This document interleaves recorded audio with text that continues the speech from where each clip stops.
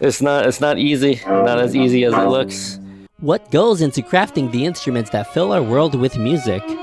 And you covered the holes, man. You did. You got the low G there as well. Welcome to The Instrument Makers, a new YouTube series where we visit diverse instrument workshops. Oh, this blade's not very sharp. That's very annoying. Explore the artistry and techniques of master craftsmen. I'm going to credit this. This is David's upgrade. And share the fascinating stories and insights we discover along the way. Wanna try it? Today we journey beyond Tokyo's bustling cityscape to discover Takakura Takumi's atelier.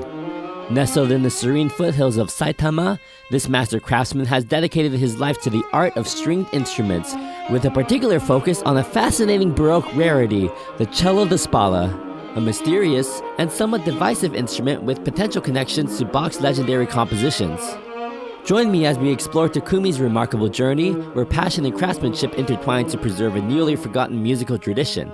We'll witness his meticulous production process and experience the unique sound of the shoulder-held cello. The journey itself speaks to the exclusive nature of this visit. Verena, a talented local instrument maker who's kindly assisting with filming and translation, joined me for a 2-hour train ride from one end of the line to the other. It's poetic that my home and Takumi's workshop bookend the very same railway, separated by miles but connected by a shared appreciation for musical craftsmanship. Before we step into Takumi's world of wood, strings, and historical intrigue, I invite you to subscribe to my channel. And please visit my website where you can donate, browse my merchandise, or even consider purchasing any of my collection of rare and curated instruments.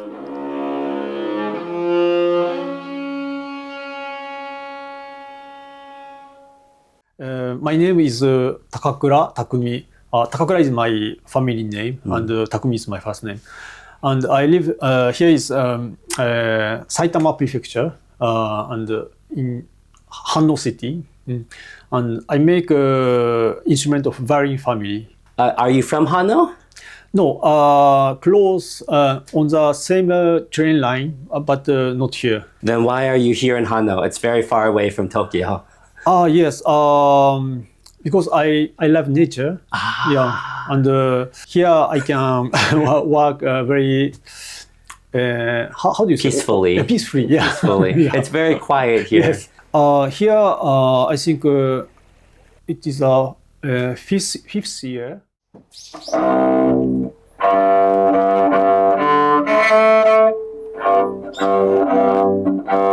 Goodness. It's your brain has to adjust. It's a bit difficult to adjust. Yeah. That's right.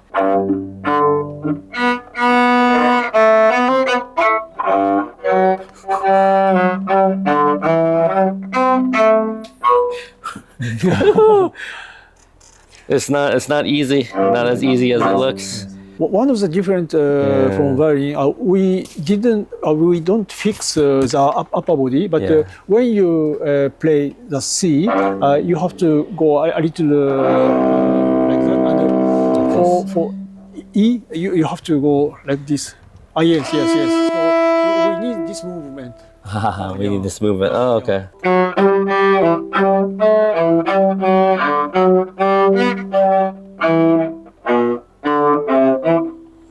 Ooh, the tricky thing is I'm using violin fingering on cello, on the cello suite that I learned. With cello fingering. Yeah. So if someone is playing cello music on this, they're still using violin fingering. Yes. Is that right? Yes. Okay. Right, yeah. Oh, that makes it way more difficult.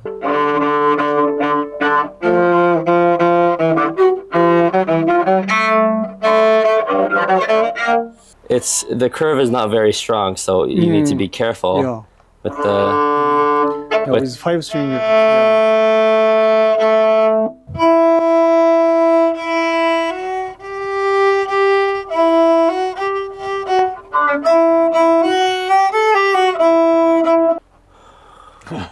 Oh, and I like the C that you have here. Have you ever tried using gut strings before, or only steel? I have a gut string.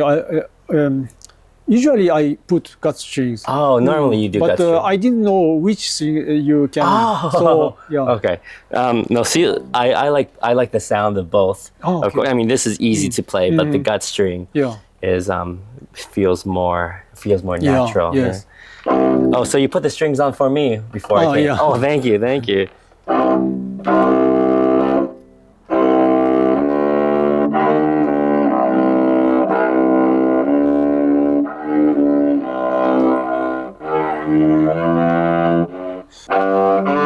But do you like the gut string sound, or do you like the steel string sound better? I prefer gut string. You prefer gut string.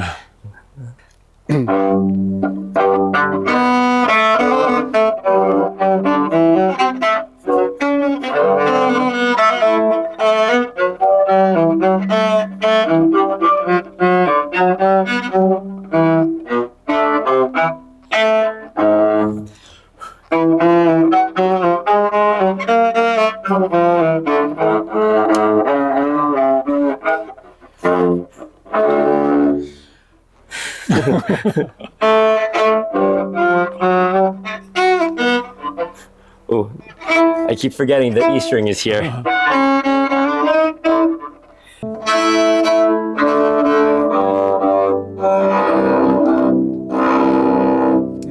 You have more control than I do. It's very smooth. My bow was going all over the place. She agrees. No. All right. Well, thank you. I born in Tokyo, and then when I was 2 years old, for my father's job, I go to Europe, and I spent almost 11 years. And then when I was as a junior high school student at the second year, I came back in Japan.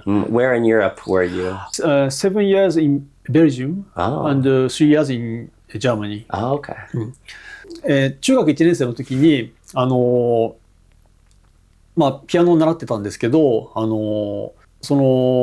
バッハの曲がすごく好きだっていうことに気がついて、でそれからバッハの音楽の虜になってしまって、ずっとピアノを楽しんできたということなんです。でも実は全然バイオリンには触れたことはなくて、で自分に音楽の才能が全くないっていうことは分かっていたので、まさか音楽の仕事をするとは思わなかったんですね。はい。When I was a child, I learned the invention of Bach and for 2 voice and 3 voice. What's your favorite invention? Number 9 of third book. Okay. So I go to high school, I go to college, and then I didn't know what I want to do. What did you study in college? I study philosophy. Oh. Yeah. So you can think about what you want to do. Yeah. But I never found. And so I begin to working in advertising company.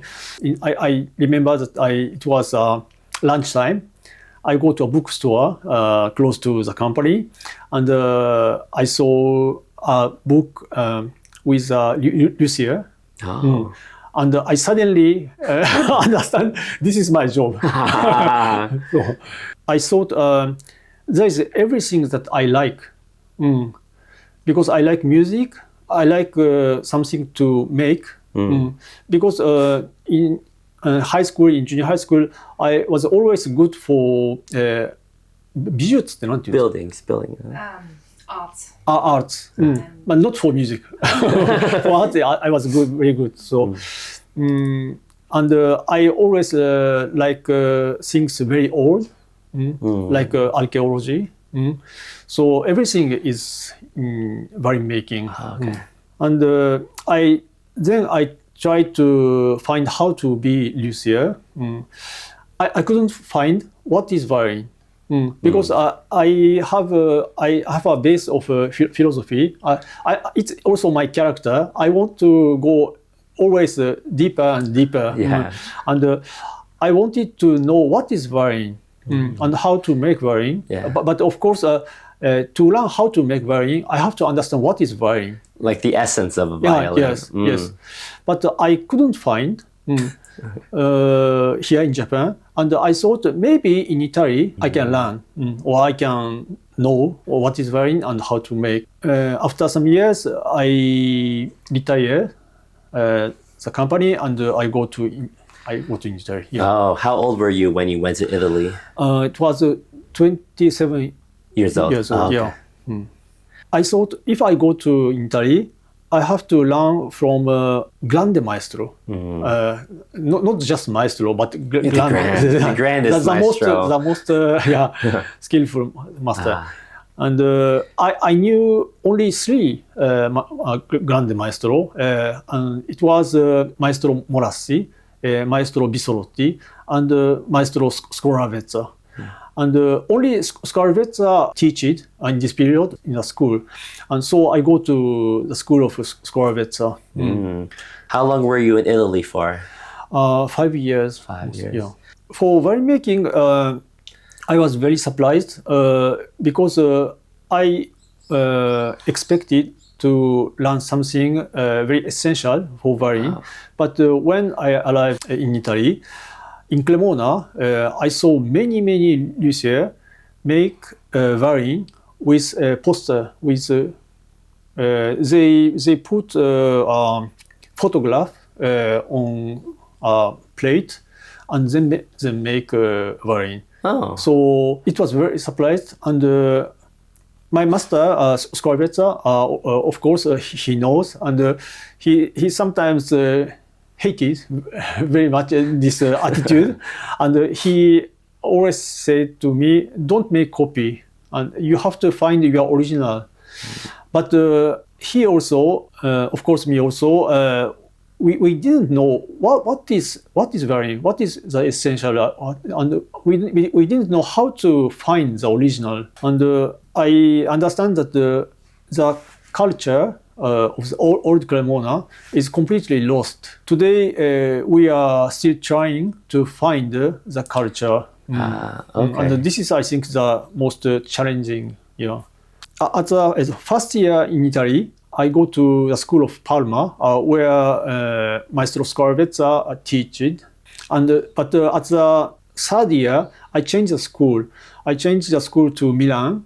And there was a Maestro Primon, who was also an ex-student for Scoravezza. ミラノの学校は、もともと古学を勉強していた人たちが建てた学校なんです。古学というのはそのバロック音楽とか昔の音楽ですね。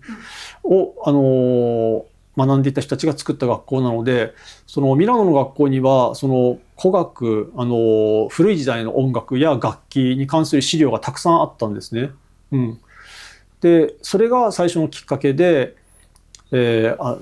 This instrument I learned from a luthier whose name is Dmitry Badyarov. Oh, yes. Yes.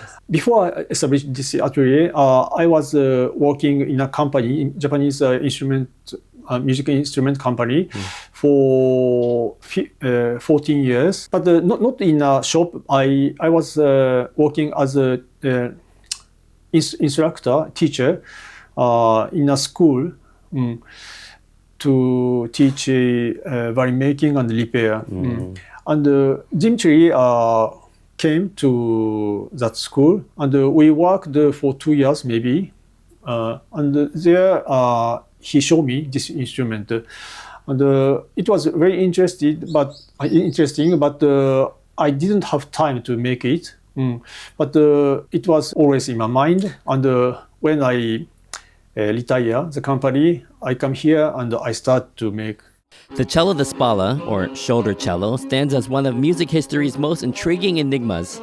This hybrid instrument, larger than a viola but smaller than a modern cello, emerged in the late 17th to early 18th century during a period when string instruments were still evolving into their modern forms. At the heart of scholarly debate is a central question. One of history's most influential and prolific composers, Johann Sebastian Bach, and his universally well-known cello suites, did he actually have the Cello da Spalla in mind instead, especially the sixth suite? This has been fiercely debated among scholars, especially in recent years. Instrument maker Johann Christian Hofmann, a close colleague of Bach, crafted several small 5-string cellos during this time, some of which still survive. But confusion remains. Historical sources also mention the violoncello piccolo and viola pomposa. And experts still disagree. Are these three distinct instruments or simply different names for the same thing? While all share the same tuning, like a cello with an added high E string, they differ in playing position and design. Some argue the violoncello piccolo was held between the knees, the cello da Spalla across the shoulder, and the viola pomposa may have been either, or even an entirely different instrument with a shallower body.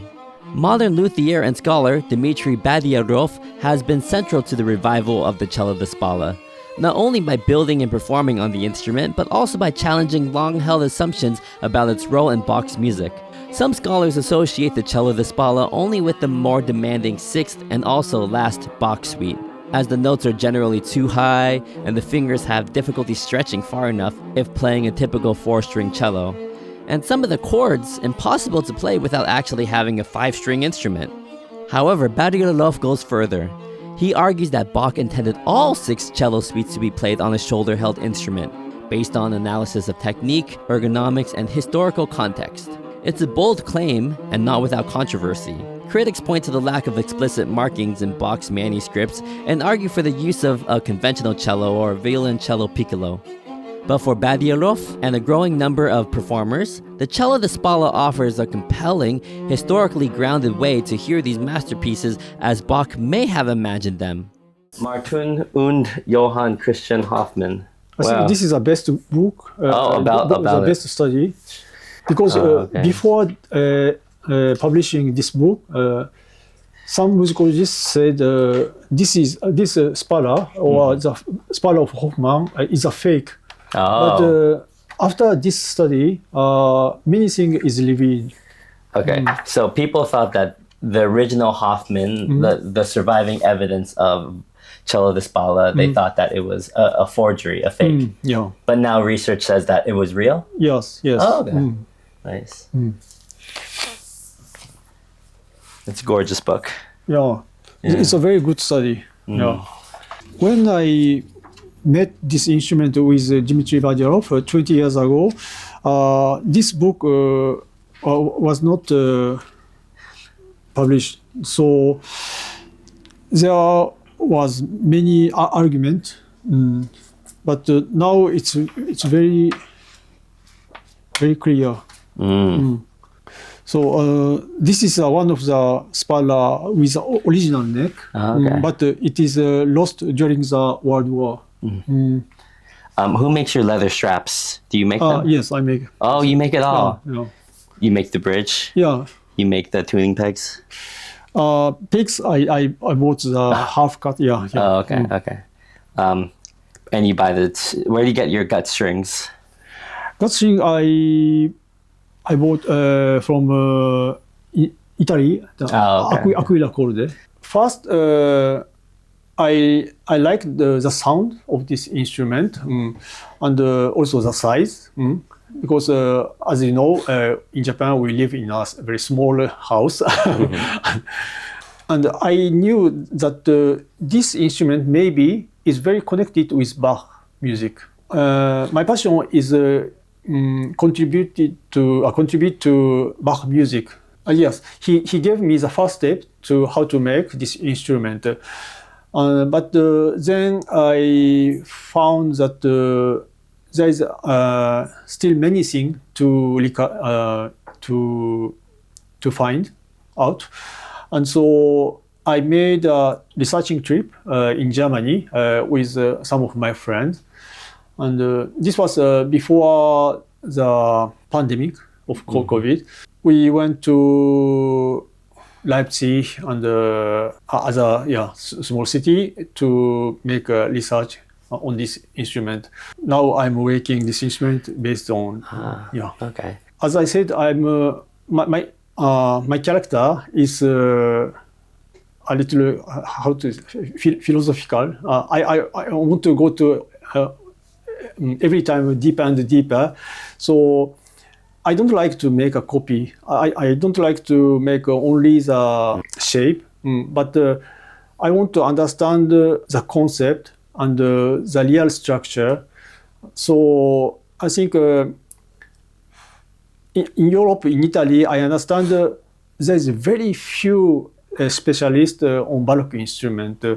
And in Japan, さらに少ないってなんて言うんでしょう。Yeah, I think when musician smile, when he or she play the instrument, and when they smile, I'm very proud. Yeah.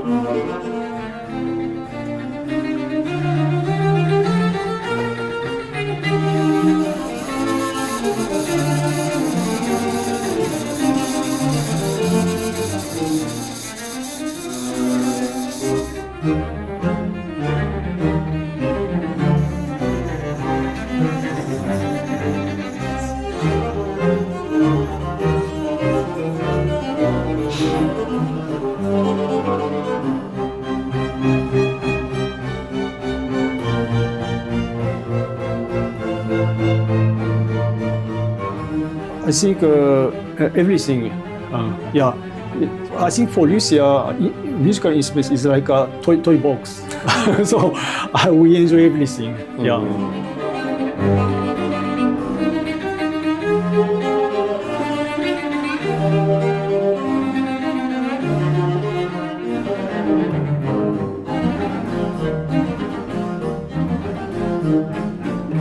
I never count. I don't know. I don't know. But for Cello da Spalla, I made maybe 10. Mm-hmm. Yeah. But you spend most of your time making these. Yes, because now I have a lot of orders. four order for this instrument, and I have also a order for Baroque cello. But yeah.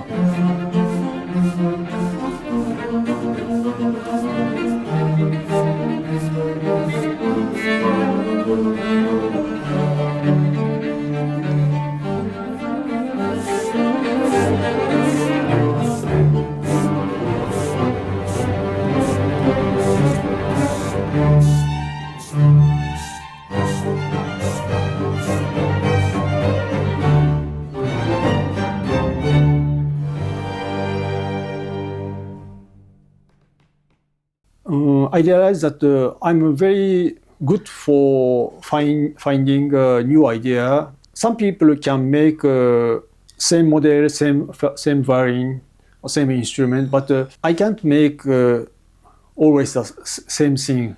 I make one instrument, and then the second I'm already boring. So I'm not good to make many instruments. So I think I have to concentrate to the research and make a prototype and maybe I have to ask to someone to make a lot of instruments based on this plan. And so this is because now I'm working alone, but this is my plan for the future. Yeah. Yes, this is a very difficult question. I think the problem is the classical music enter in Japan in the period of rapid growth of economy. In that period, we had an image of Europe or classical music a little bit narrow, yeah. And now I think in the younger generation, this mind is changing. But I think it just takes time. You have to just enjoy the music. This is the only way. Another very difficult question. The first important step is not thinking to making my voice. Because first we have to know what say the wood. You have to climb into a tree.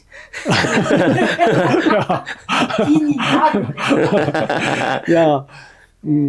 And then maybe one day you will find something. But I think the big part, we have to go with wood. Yeah. I think I can say Bach cello suite. Yeah. Which one? Are all of them? All of them. All of them.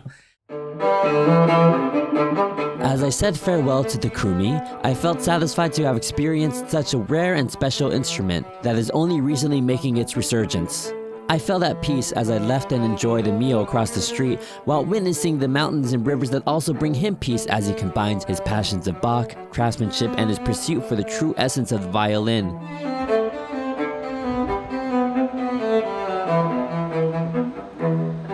If you're interested in learning more about the Cello da Spalla, or perhaps ordering one of Takumi's instruments, please visit his website. Thank you to Takumi for his hospitality, and Verena for the support.